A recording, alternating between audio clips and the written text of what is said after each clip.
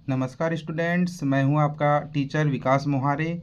आज से हम शुरू कर रहे हैं क्लास 12th मैथमेटिक्स का सबसे महत्वपूर्ण और आसान चैप्टर रिलेशन एंड फंक्शंस, संबंध एंड फलन। मैं आपको भरोसा दिलाता हूं, यहां आपको रट्टा नहीं बल्कि कॉन्सेप्ट का बेस मिलेगा।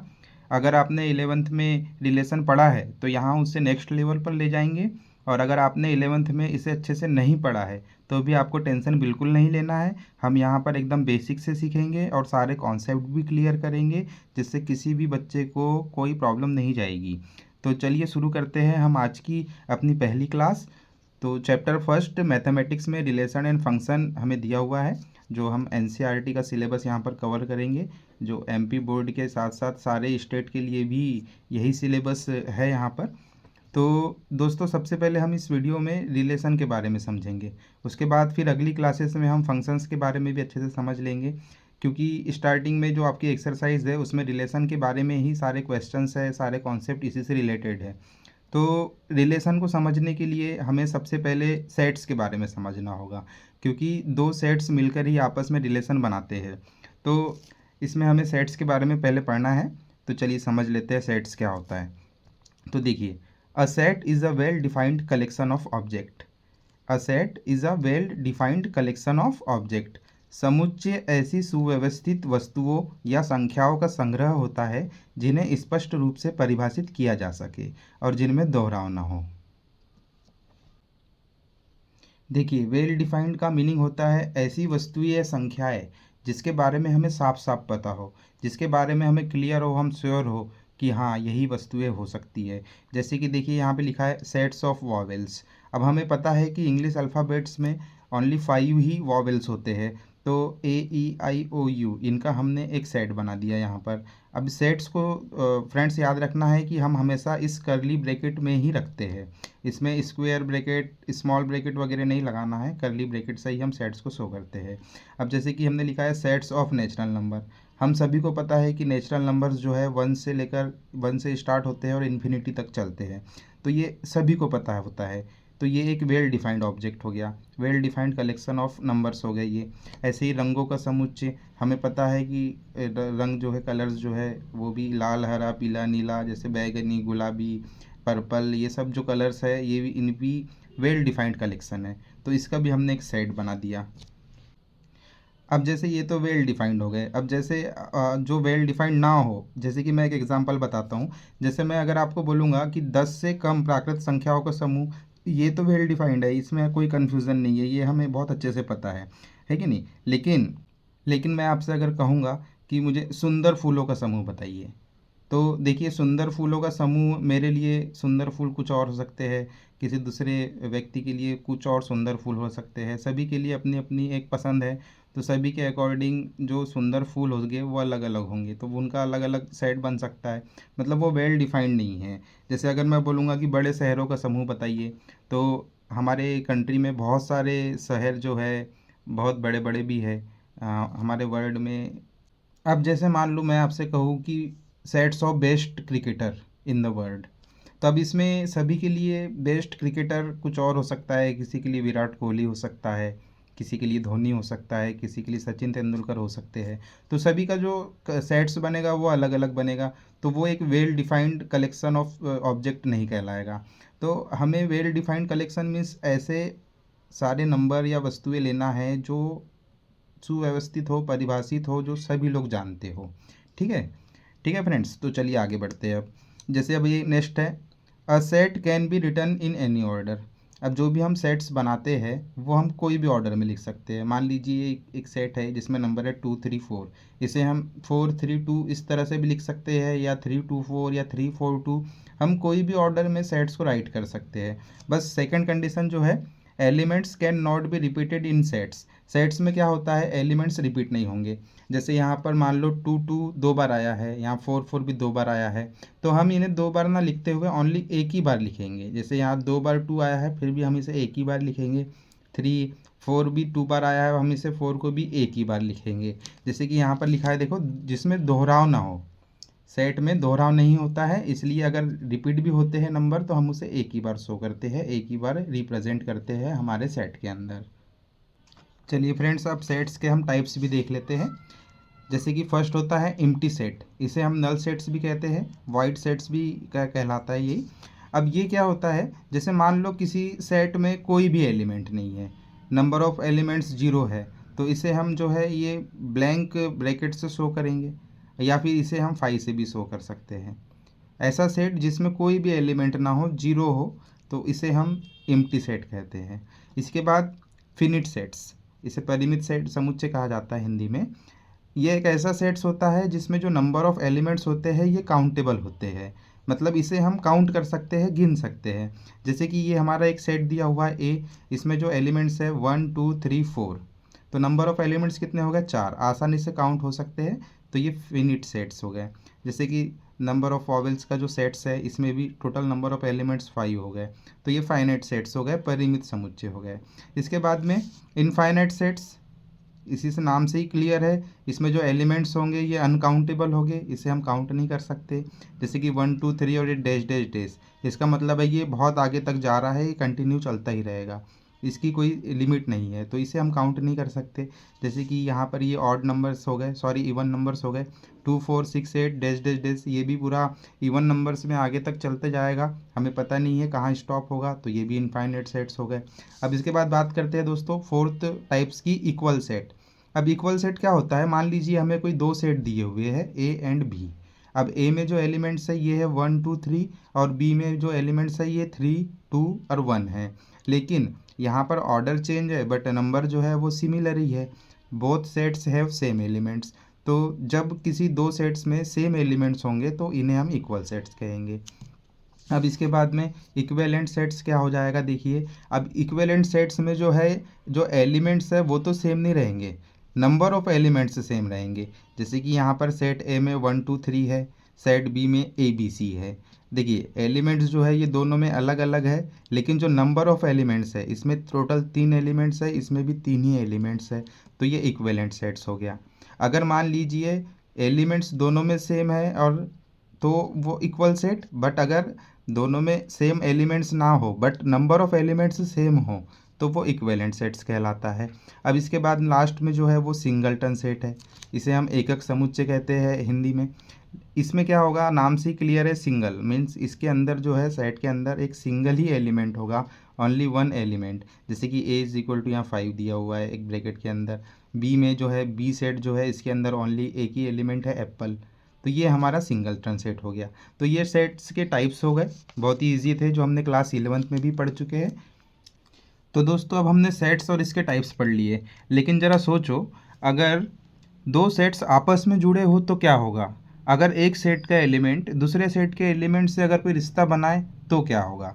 तो चलिए इसे समझते हैं हम अब कार्टेशियन प्रोडक्ट के द्वारा। जब भी कोई, देखिए दोस्तों कार्टेशियन प्रोडक्ट के बारे में हम पढ़ेंगे सबसे पहले। अब यहाँ पर कार्टेशियन प्रोडक्ट को हम हिंदी में कार्तीय गुणन कहते हैं, जिसे हम ए इंटू बी से शो करते हैं। ए इंटू बी यानी कि ए और बी के सेट ए और सेट बी के जो एलिमेंट्स है उनका हम मल्टीप्लिकेशन कराते हैं।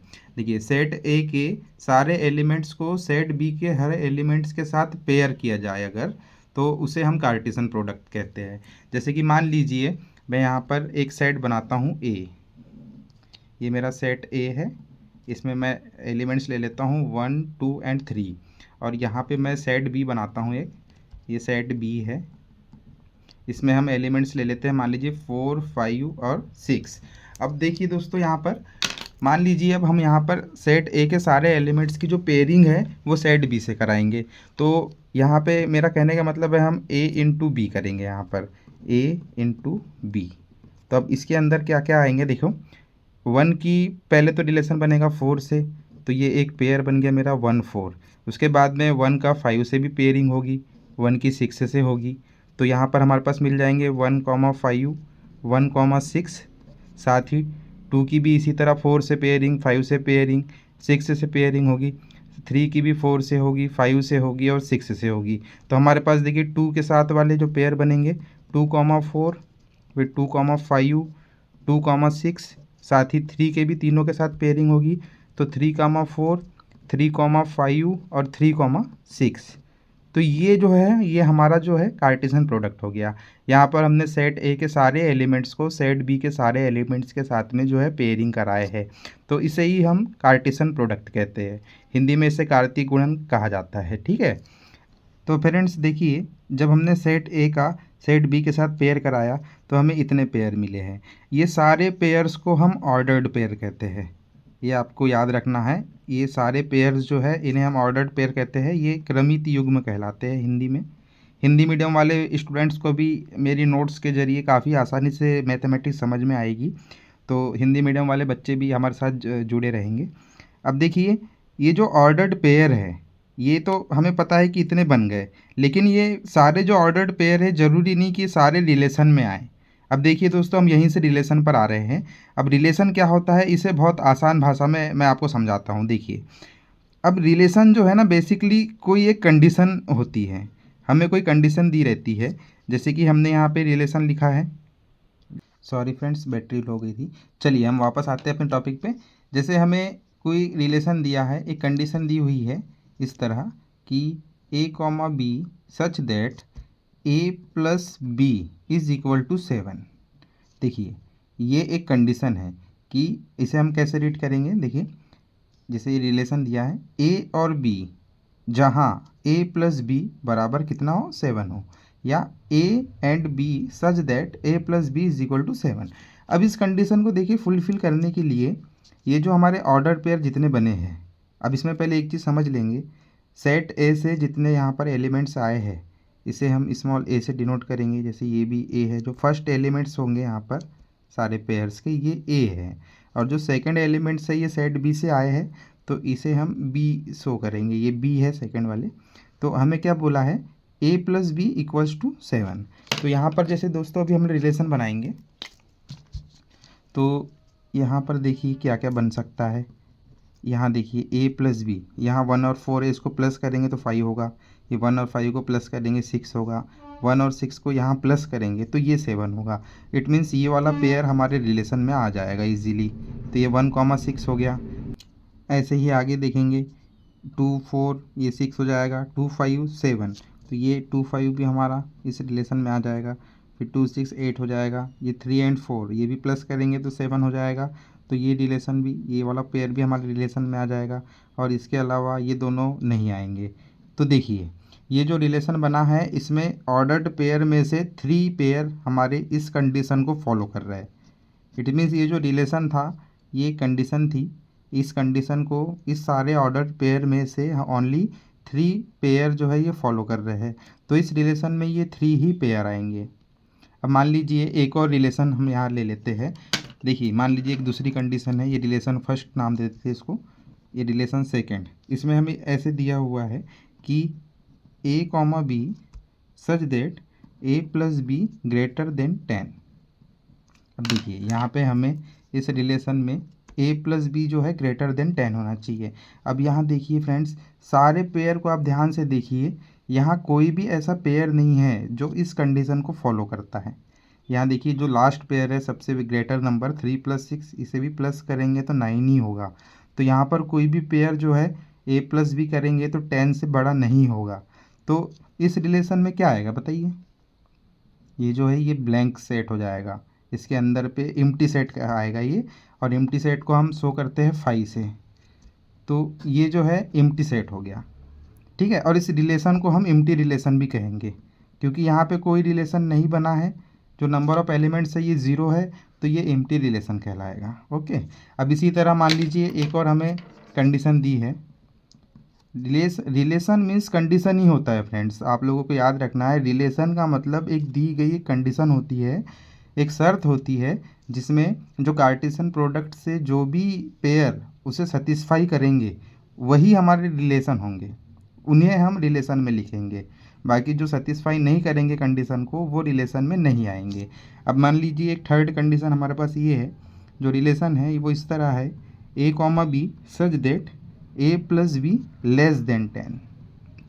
अब देखिए फ्रेंड्स, इस रिलेशन में क्या होगा, a प्लस बी जो है लेस देन 10 होना चाहिए। अब यहाँ पर देखिए 1 + 4 5, 1 + 6 सॉरी 1 + 5 6, ये 7 हो जाएगा, ये 6 हो जाएगा, 7 8 7 8 और ये 9, मतलब सारे जो ऑर्डर्ड पेयर है इनका सम कर रहे हैं हम, तो ये 10 से कम ही आ रहे हैं, लेस देन 10 ही आ रहे हैं। तो इस कंडीशन में क्या हो जाएगा, हमारा जो ये जो रिलेशन होगा इसके अंदर ये सारे ही ऑर्डर्ड पेयर आ जाएंगे। देखिए हमने लिखे 1 4 1 5 1 6 डैश डैश डैश, मतलब सारे ही ऑर्डर्ड पेयर आ गए इसके अंदर। तो हम इसे इस तरह लिख सकते हैं कि R3 is equal to A into B. It means A into B के सारे एलिमेंट्स जो है वो सारे पेयर जो है वो इस रिलेशन में आ गए हैं। ये रिलेशन क्या हो जाएगा, R3 is equal to A into B, क्योंकि ए इंटू बी के सारे पेयर इस रिलेशन में आ गए हैं, इसलिए इस रिलेशन को हम यूनिवर्सल रिलेशन भी कहते हैं। ठीक है फ्रेंड्स, अब देखिए यहाँ से हमारा एक निष्कर्ष निकलता है। क्या निष्कर्ष निकलता है, देखिए कार्टेशियन प्रोडक्ट हमें सारे पॉसिबल जोड़े देता है, लेकिन रिलेशन उनमें से वही जोड़े चुनता है जो दी गई कंडीशन को सेटिस्फाई करे। जो भी कंडीशन हमें दी होती है उस कंडीशन को यहाँ पर जो भी ऑर्डर्ड पेयर सेटिस्फाई करेगा उसे ही हम यहाँ पर चुनेंगे रिलेशन में हमारे। ठीक है फ्रेंड्स, तो चलिए अब आगे बढ़ते हैं। चलिए अब रिलेशन को हम अच्छे से समझ लेते हैं एक बार डेफिनेशन के साथ। देखिए पहले से वो आसान डेफिनेशन समझेंगे, फिर एनसीईआरटी वाली डेफिनेशन। तो रिलेशन संबंध क्या होता है फ्रेंड्स, जब सेट ए का कोई एलिमेंट सेट बी के किसी एलिमेंट से जुड़ता है तो ये जुड़ाव रिलेशन कहलाता है। ये तो हमारी नॉर्मल डेफिनेशन है। अब एनसीईआरटी में क्या है, a relation from set A to set B is a subset of A into B. देखिए ध्यान से समझिए, यहाँ पर ये जो लाइन है इसे, a relation from set A to set B, set A से सेट बी में जो रिलेशन है ये जो है ये सबसेट होगा। किसका सबसेट होगा, ए इंटू बी का। देखिए हमने यहाँ लिखा है relation subset of A into B या relation equals to A into B. अब जैसे देखिए फिर से इसे समझते हैं। जैसे हमारे पास दो सेट है ए और बी, इसमें हमने जब कार्टेशियन प्रोडक्ट कराया इनका तो ये सारे हमें ऑर्डर्ड पेयर मिले हैं यहाँ पर। अब इसमें जैसे हमने एक रिलेशन लिया, यहाँ पर कंडीशन है रिलेशन की कि A B such that B is equal to A square, जो बी होगा वो ए स्क्वेयर के बराबर होगा। अब जैसे ये जो जितने भी पेयर थे इसमें सिर्फ 3 ही पेयर आए हैं इस रिलेशन में, जैसे कि बी 1 का स्क्वायर क्या होगा, 1 ही होगा। तो ये ए है और ये बी है, तो जो हमारा बी है वो ए स्क्वायर होना चाहिए। तो यहाँ भी ये ए है और ये बी है, ए है 2 और ये बी है 4। जो बी है हमारा ये ए स्क्वायर होना चाहिए, मतलब 2 का स्क्वायर कितना हो गया 4। ऐसे ही 3 का स्क्वायर कितना हो गया यहाँ पर 9। तो इस कंडीशन को जो है ये 3 ही ऑर्डर्ड पेयर यहाँ पर फॉलो कर रहे हैं, तो ये ही हमारे रिलेशन में आ गए। अब ये जो ऑर्डर्ड पेयर है ध्यान से देखिए, ये जो रिलेशन है इसमें जो भी ऑर्डर्ड पेयर आए हैं ये सारे ऑर्डर्ड पेयर जो है ये कार्टेशियन प्रोडक्ट मतलब ए इंटू बी से ही आए हैं। मतलब कि ये तीनों जो पेयर है वो इसी का हिस्सा है, मतलब कार्टेशियन प्रोडक्ट के ही ये हिस्सा है, पार्ट है। तो इसलिए हम इन्हें सबसेट बोल रहे हैं। ये सबसेट है, ये सेट है और इस सेट में से जो निकल कर आए हैं यहाँ पर ये 3 जोड़े, तो ये इसका सबसेट है। सबसेट मीन्स उपसमुच्चय, मतलब ये इसी के ही हिस्से है। ठीक है फ्रेंड्स, अब फिर यहाँ पर हमने देखिए R equals to A into B भी लिखा है। रिलेशन कभी कभी ए इंटू बी के बराबर भी होता है, जैसे कि अभी हमने यहाँ पर देखा, ध्यान से देखिए कि जब हमने यहाँ पर इस कंडीशन अप्लाई किया ए इंटू बी लेस देन 10 हो, तो लगभग सारे ऑर्डर्ड पेयर इस सेट में इस रिलेशन में आ गए हमारे। तो ये हमारा क्या हो गया, यूनिवर्सल रिलेशन हो गया। तो इसे हम ऐसे भी लिख सकते हैं कि R is equal to A into B. ठीक है फ्रेंड्स, तो ये यहाँ से रिलेशन क्या बन गया, R is subset of A into B या R is equal to A into B.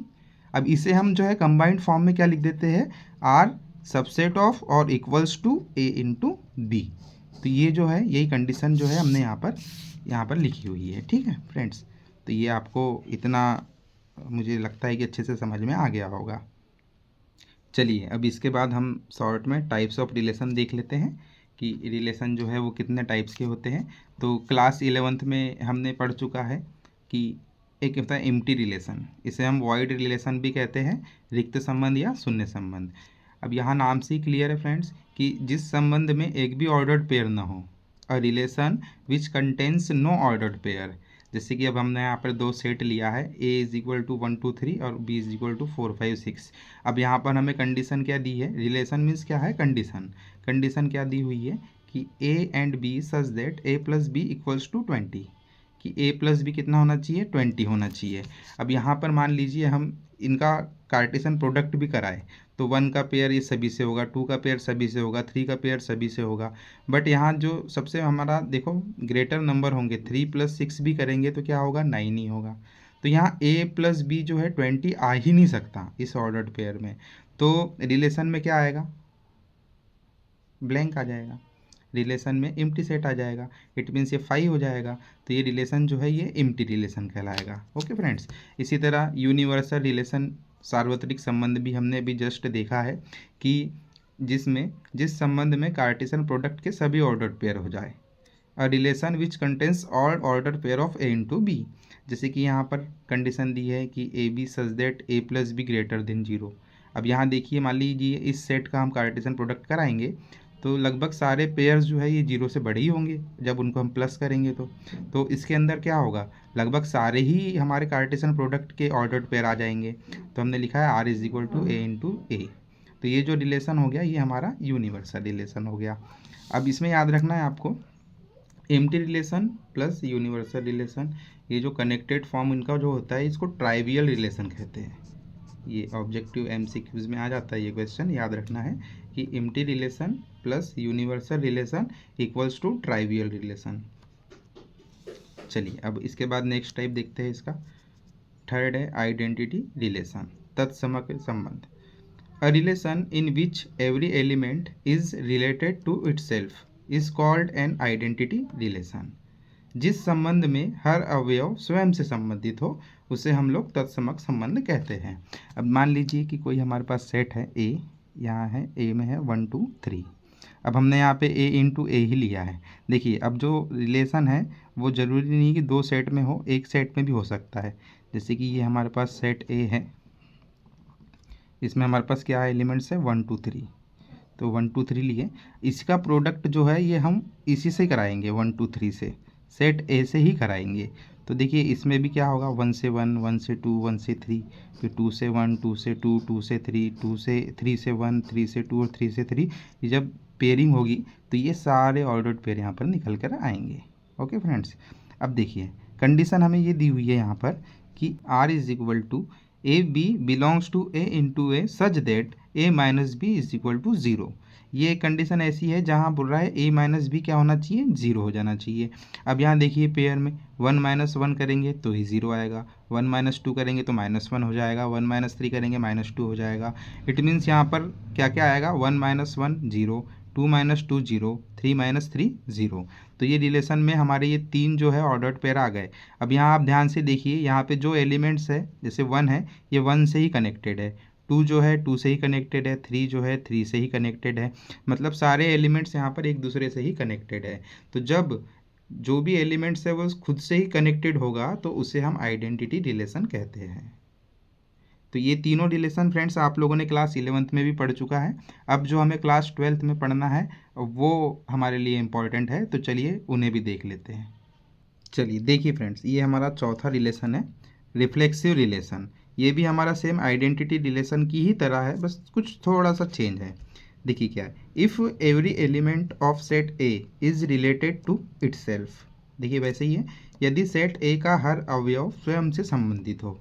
जैसे देखिए यहाँ पे ये हमने कार्टेशियन प्रोडक्ट करवाया है तो 1 का 1 से ही कनेक्शन हुआ, 2 का 2 से ही हुआ, 3 का 3 से ही हुआ। तो ये हमारा रिलेशन जो बना है 1 1 2 2 3 3 बना है। 1 का 1 से रिलेशन है, 2 का 2 से रिलेशन है, 3 का 3 से रिलेशन है।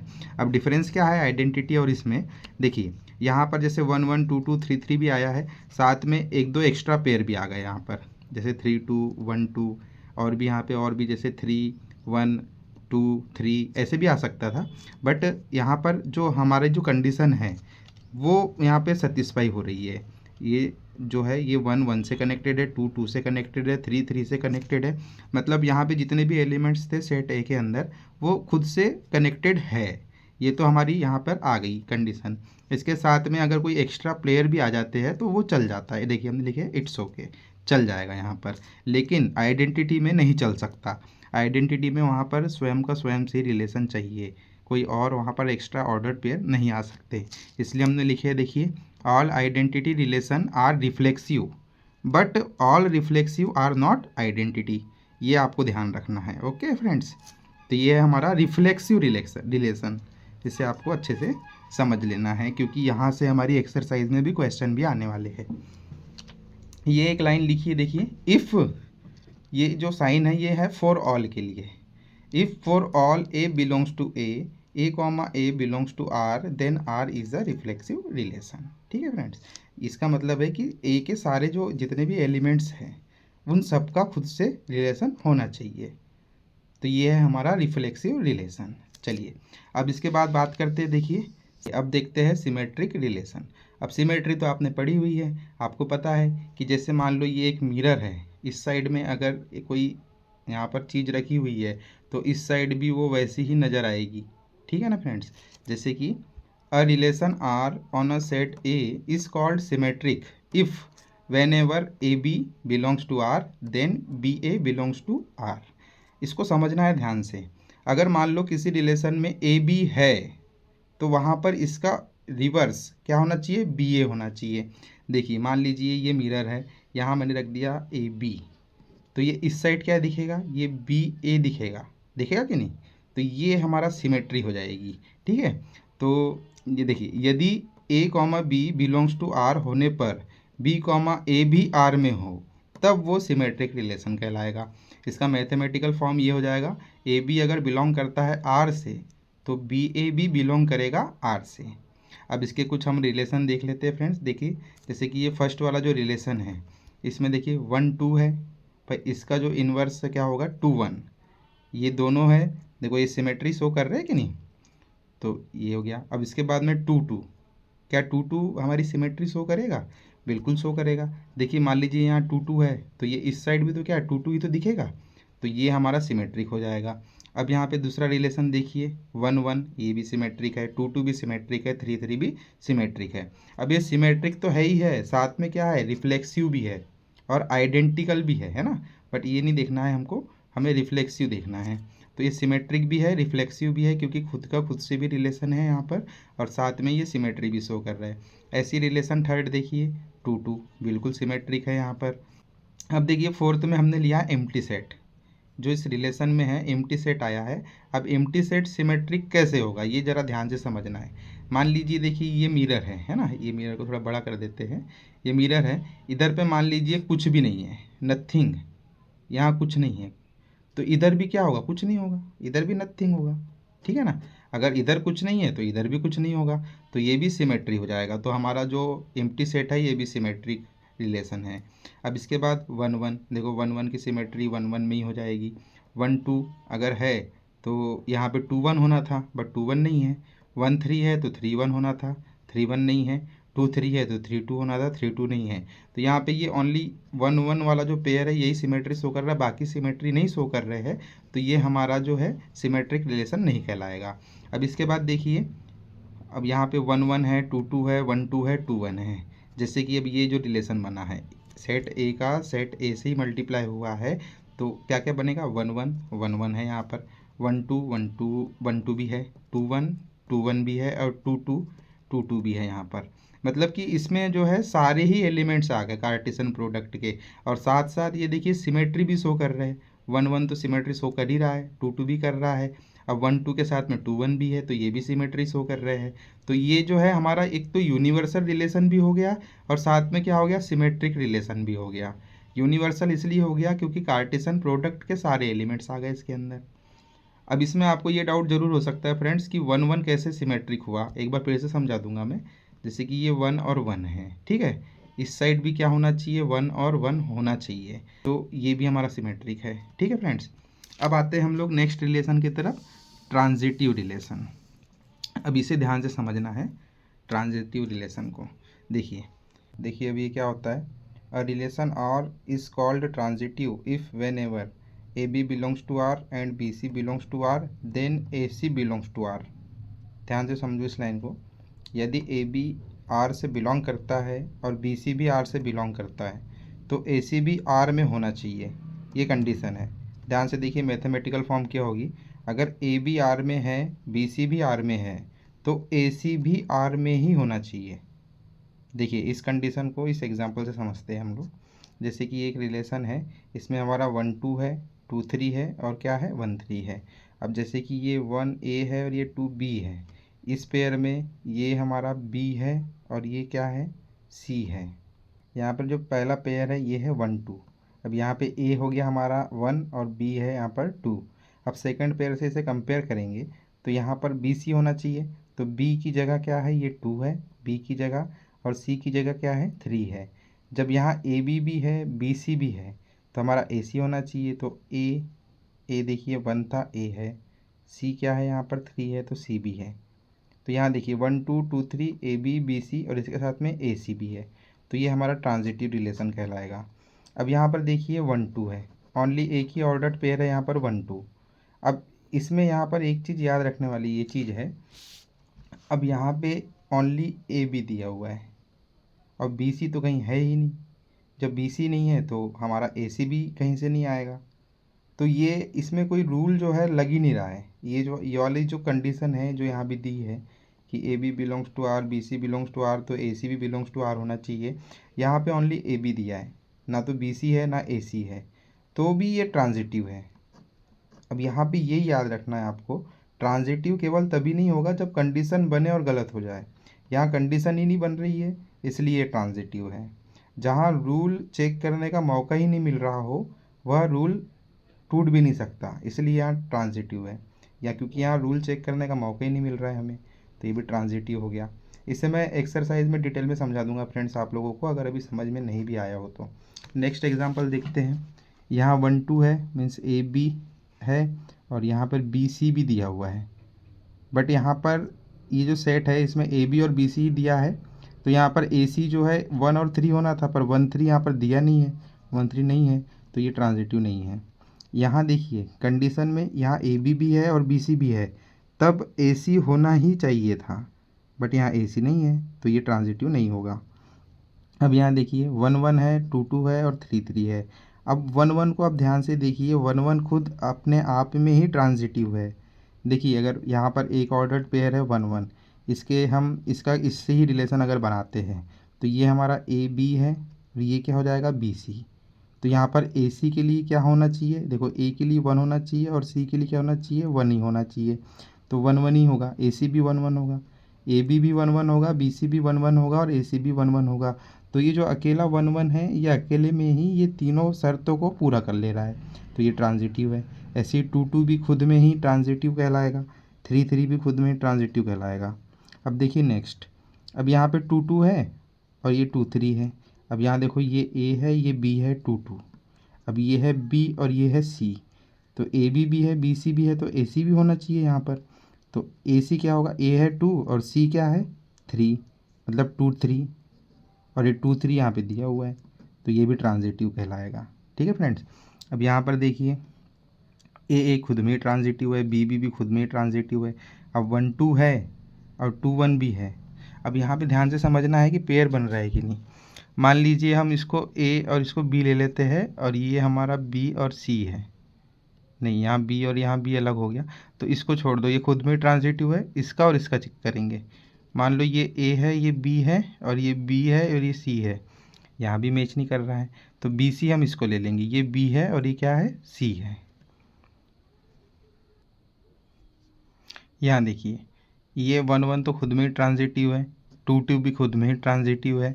अब ये 1 2 और 2 1 है, ये दो जोड़े को ध्यान से देखते हैं। अब यहाँ पे ये हमारा 1 ए है, ये बी है और ये बी है और ये सी है, तो यहाँ पे ए सी क्या होना चाहिए, इसके लिए ए है 1 और सी है 1 1 1 होना चाहिए, और 1 1 यहाँ दिया ही हुआ है, तो ये पेयर भी हमारा, ये रिलेशन भी ट्रांजिटिव कराएगा। अब यहाँ देखिए 1 1 खुद में ट्रांजिटिव है, 2 2 भी ट्रांजिटिव है, अब 1 2 है। अब 1 2 को चेक करने के लिए हमें क्या करना होगा, इसको कंपेयर करना पड़ेगा इससे। ये मान लो ए है, ये बी है और ये क्या है, बी है और ये सी है, तो ए क्या होगा हमारा यहाँ पे 1 और सी क्या होगा हमारा 2 1 2, तो 1 2 भी ऑलरेडी यहाँ पर है, तो ये भी हमारा जो है हो जाएगा ट्रांजिटिव। अब यहाँ देखिए नेक्स्ट 1 1 खुद में ट्रांजिटिव है, 2 2 भी खुद में ट्रांजिटिव है। अब यहाँ पर देखिए हमें दिया है एम्प्टी सेट। अब एम्प्टी सेट कैसे ट्रांजिटिव होगा ये समझ लीजिए। अब देखिए दोस्तों, ट्रांजिटिव मतलब क्या होता है, 2 कदम चलो तो तीसरा कदम भी होना चाहिए। जैसे ये 2 कदम चले हैं तो ये तीसरा कदम भी होना चाहिए, लेकिन यहाँ पर जो है पहला कदम ही नहीं है, तो तीसरा कैसे मांगेंगे। इसलिए ये ट्रांजिटिव है। कहने का मतलब है कि यहाँ पर रूल चेक करने का मौका ही नहीं मिल रहा है, और जहाँ भी रूल चेक करने का मौका ही ना मिले तो वहाँ पर वो कंडीशन लागू हो जाती है, ये भी ट्रांजिटिव कहलाएगा। ठीक है फ्रेंड्स।